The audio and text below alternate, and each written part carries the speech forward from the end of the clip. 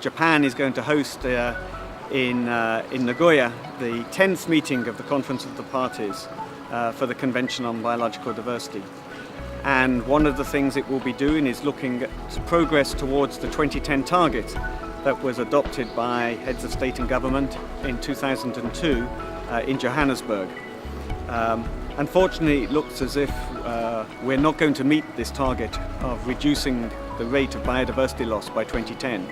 And given the importance of biodiversity and of ecosystem services for supporting our lives, our livelihoods, and for adapting to climate change, the countries will be coming together next year to set a new vision and some new targets for the post-2010 period. 2010 is a year that marks the UN International Year of Biodiversity. It will be a critical year as the 10th meeting of the Conference of the Parties to the Convention on Biological Diversity, COP10, will be held in Nagoya, Japan. As people all over the world gather to discuss biodiversity and start working towards the new target, we asked the representatives in Asian nations about their visions for biodiversity.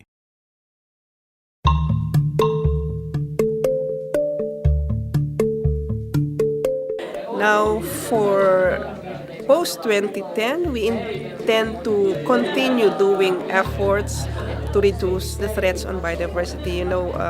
Pressures are all around here, from trade, from the behavioral patterns of our people. So we have to deal with that, and we have to also go into reforestation because a lot of our forest cover has been threatened in the past years. So we intend to continue and possibly enhance our efforts on that.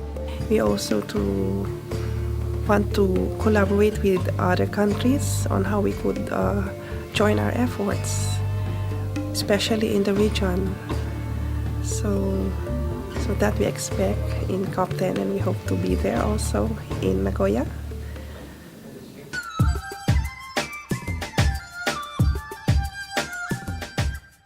So currently, China is updating its strategy and action plan for biodiversity conservation in China. And we also finished the national assessment of toward the progress on the 2010 targets.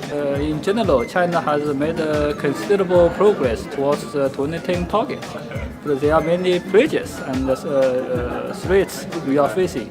So we have to make more concrete, more complicated measures to improve, protect our rich and unique biodiversity.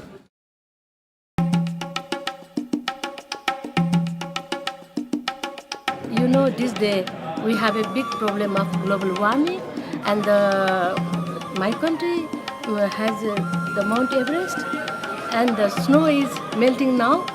Yeah, and that is a big problem for the country near to the seashore. So my country is now trying to conserve the forest as well as the environment. For COP10, generally we are trying to extend our conservation areas as well as protected areas, and we are trying to conserve the rare and endangered species belonging to flora and fauna. And another is we are trying to promote ecotourism. That is the most important subject to our economic development.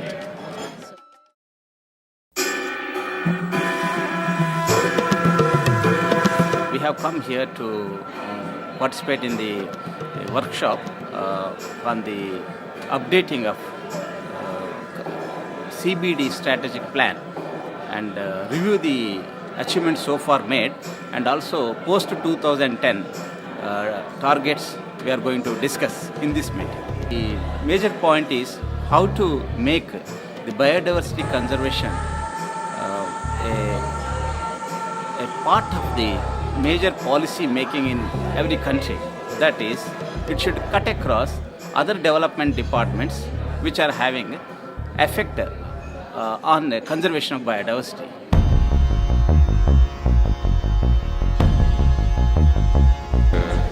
COP10 maybe a good output for the CBD, and Cambodia also some provide some idea what Cambodia have an implementation in the CBD, like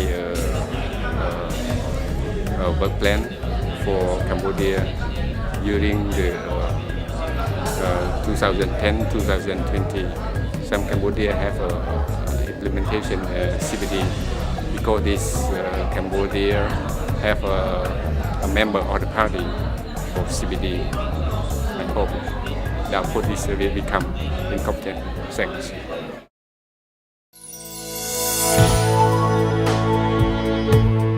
COP10 っていうのは、これまでの条約が果たしてきた役割を、評価した上で、これからこの条約が何をどういう方向を目指していけばいいのかという方向性を決める、非常に重要な会の生物多様性条約の締約国会議に名古屋の会議はなるということだと思いますので、ぜひそれは日本のみならず世界の生物多様性の取り組みが COP10 を機会に大きく前に進み出すことができるようなCOP10 につなげていきたいなというふうに思っています。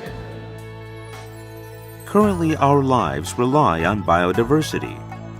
Many Asian countries are facing the issues of rapid loss of biodiversity, such as deforestation.